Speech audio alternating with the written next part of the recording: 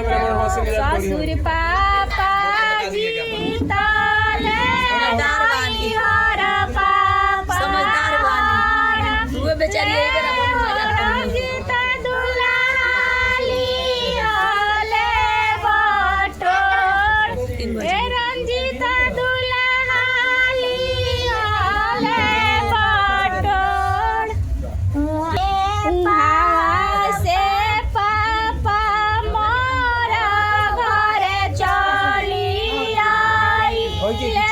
होरिया तोरा बैठले मार ए होरिया तोरा बैठले मनवा घर में